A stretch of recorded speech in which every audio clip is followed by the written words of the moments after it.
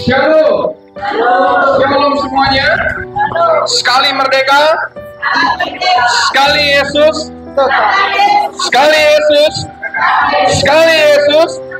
Amin. Bapak Ibu saudara kasih Tuhan, kita berkumpul bersama-sama. Kalau kemarin ya anak-anak kita tetap di sini ya, anak-anak, karena nggak lama nanti firman Tuhannya, karena ada banyak rangkaian acara kita Bapak Ibu, jadi kita nggak mau kalah sama IKN sana ya. Pak Jokowi kemarin kita saksikan luar biasa, peringatan Hari Kemerdekaan di ibu kota negara kita yang baru. Nah Bapak Ibu saya dikasih Tuhan, kita mau dengar firman Tuhan. Temanya siang hari ini adalah kemerdekaan sejati. Katakan sama-sama 2-3, kemerdekaan sejati. Kita baca firman Tuhan di dalam Galatia 5 ayat yang pertama. Tadi terus jangan geser dulu.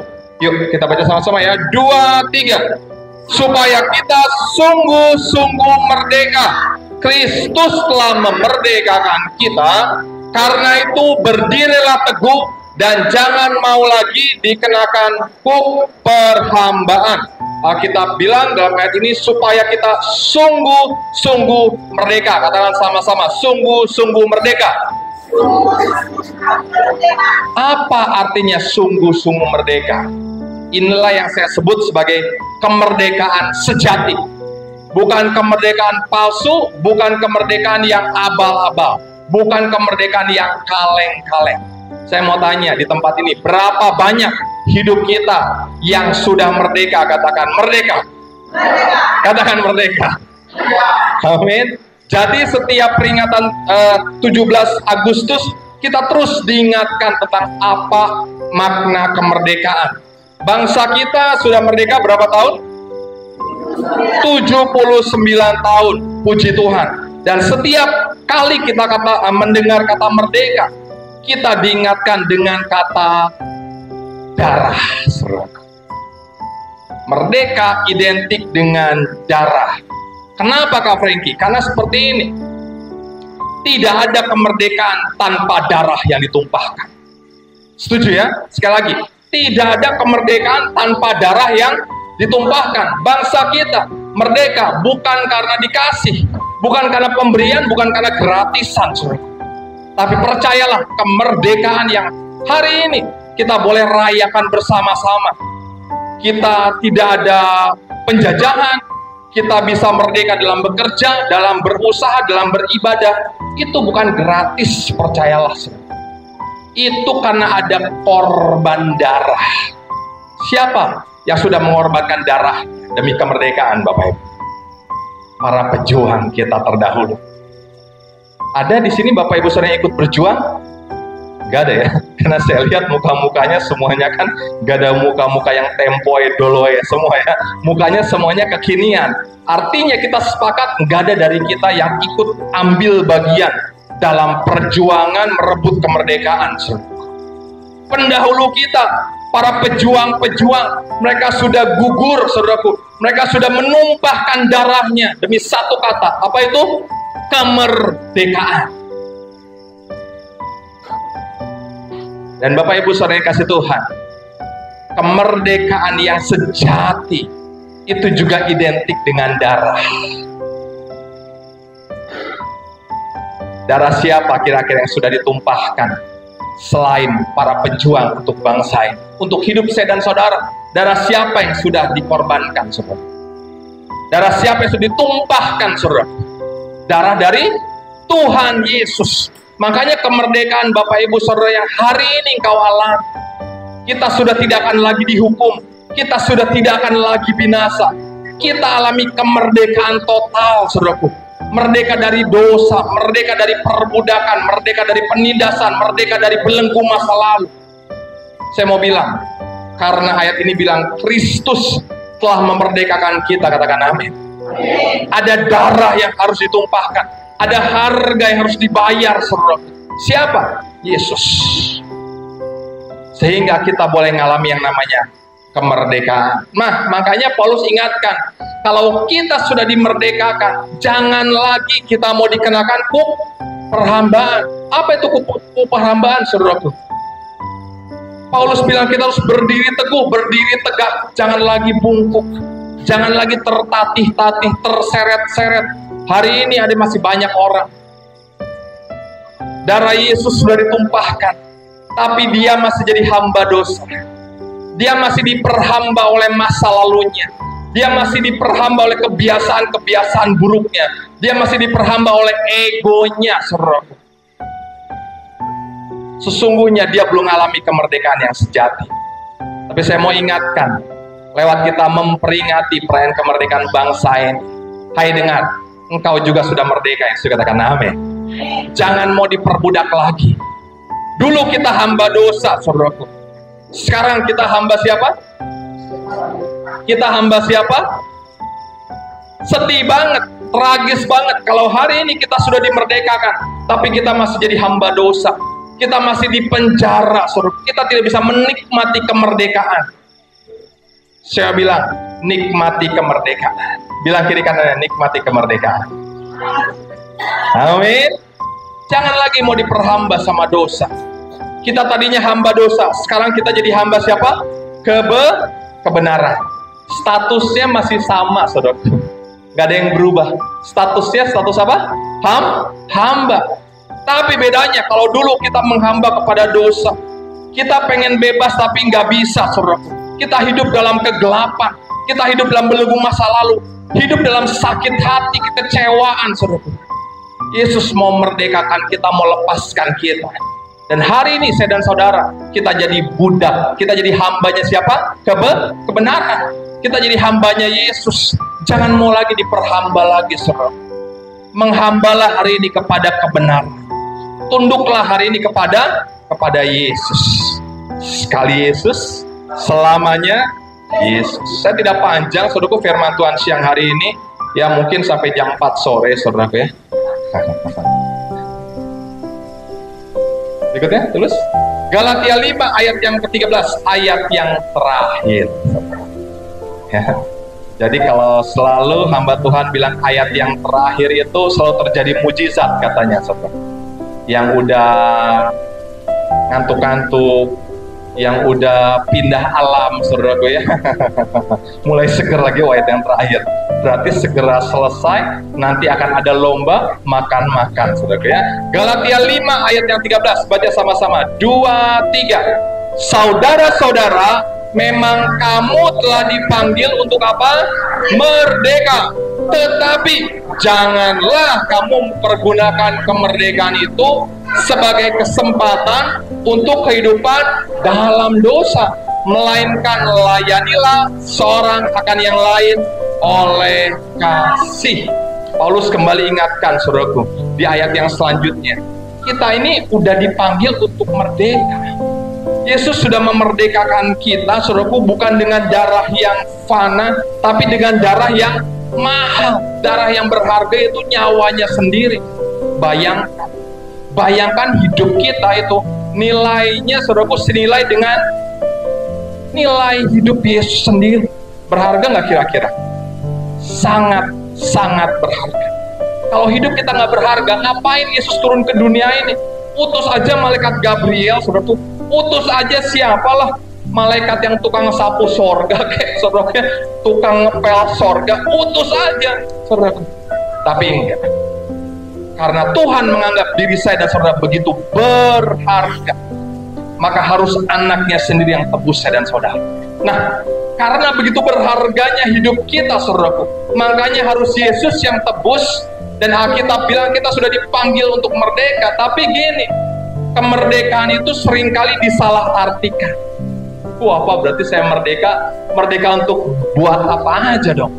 Merdeka untuk bikin dosa, merdeka untuk hidup seenaknya, merdeka untuk terus terikat dengan kebiasaan-kebiasaan buruk, merdeka untuk tetap ngomongin orang, merdeka untuk tetap tipu-tipu orang, merdeka untuk tetap, saudaraku ya,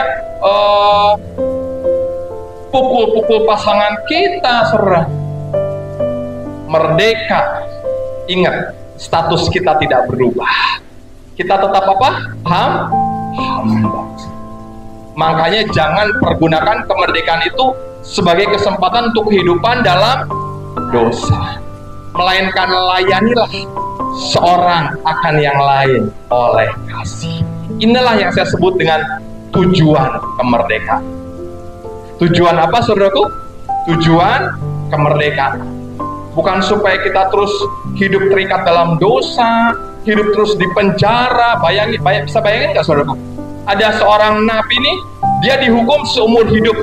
Bahkan dia dihukum, saudaraku, hukuman mati, digantung.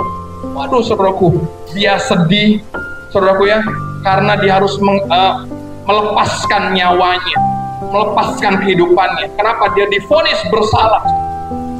Tapi satu kali, ada orang yang rela gantikan dirinya. Dan dia dibilang, Pak, Bapak bebas. Oh kaget, bebas? Kok bisa bebas? Saya ini dihukum hukuman mati. Enggak Pak, ada orang yang datang untuk tebus hidup Bapak. Bapak hari ini juga, Bapak boleh keluar dari penjara ini Pak. Bapak bisa bebas Pak. Kira-kira saya mau tanya, orang ini senangnya kayak gimana saudara? Senangnya kayak gimana saudara? Senang banget, senangnya luar biasa. Saya mau lihat di muka-muka saudara. Ada yang muka-muka senang banget? Kayaknya senangnya biasa-biasa aja hari ini.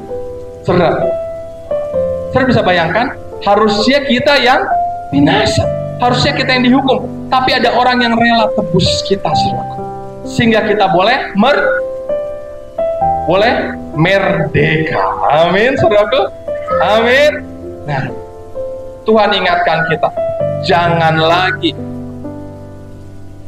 kemerdekaan itu sebagai kesempatan untuk hidup terus dalam dosa. Itu artinya orang yang sudah bebas merdeka, dia bilang sama sipir penjara, Pak, ternyata nggak enak Pak hidup merdeka, harus kerja, harus cari makan berat. Mendingan saya masuk lagi di penjara Pak, gratis. Tiap hari gak usah cari makan, gak usah susah payah. Nanti pagi dikasih makan, siang dikasih makan. Saudaraku ya, kalau di luar mesti kontrak, kalau di dalam gratis bebas saudaraku. Ya, akhirnya dia nggak mau, dia memutuskan untuk kembali hidup di dalam penjara. Menurut saudara orang ini gimana kira-kira saudara? Ya? ODGJ saudara ya, agak lain ini orang, betul saudara. Setengah ini, agak setengah. Kenapa? Gila. Tapi saya mau bilang, ada banyak orang Kristen yang ODGJ kayak gini saudara. Ada banyak orang Kristen yang agak lain seperti ini. Bilang agak lain saudara ya. Bilang kiri kanannya, makanya kamu jangan agak lain ya saudara ya. Nggak ada, betul? Wah enak, dia happy. Kenapa? Udah nggak lagi hidup di dalam terali penjara. Saya mau bilang, hari kita semua sudah dibebaskan. Hari ini kita semua sudah merdeka, yang saya katakan amin. Sekali merdeka tetap. Makanya Yesus bilang apa? Layanilah seorang akan yang lain oleh kasih. Kenapa? Karena kita sudah menerima kasih yang begitu besar, kasih yang luar biasa. Makanya satu perumpamaan Yesus marah. Ada satu orang karena hutangnya saudaraku, ya kan?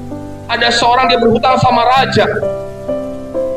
Dan ketika itu raja bilang saudaraku, dia harus dihukum. Oh, dia menangis minta ampun saudaraku. Dan raja itu karena belas kasihnya yang luar biasa, dia bilang, oh ya udah, karena saya raja yang baik hati, kamu bebas. Kamu gak usah lagi bayar hutangmu. Wah, dia seneng kegirangan bukan main saudara. Hari ini saudara ada yang punya utang? Yang punya utang bilang ada. Masa keras-keras juga saudara ya. Kayaknya bangga banget saudara punya utang. Jangan bangga, bayar gitu ya. Saudara ya. Nah, sama ini orang saudaraku punya utang yang luar biasa besar. Raja bilang apa? Bebas, nggak usah bayar. Dirobek surat hutangnya. Wah, dia senang kegirangan bukan main saudaraku. Itu hutangnya itu Alkitab bilang besar sekali. Dia nggak mampu bayar, mau dicicil sampai ratusan tahun juga nggak bisa saudaraku. Dan raja bilang apa? Bebas.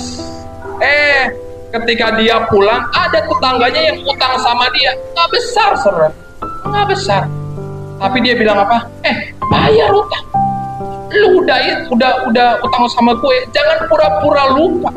Karena biasanya memang orang yang punya utang itu yang punya sakit apa? amnesia, saudara. Dia lupa ingatan, lupa hutangnya. Lu jangan pura-pura lupa, lu masih punya, kamu bayar.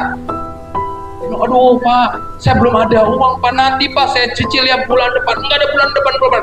Kamu bilang kayak gitu juga bulan yang lalu. Ya udah, pokoknya saya penjarain kamu sampai kamu bisa bayar hutang kamu. Dipenjarain tetangganya. Raja dengar. Raja kira-kira gimana?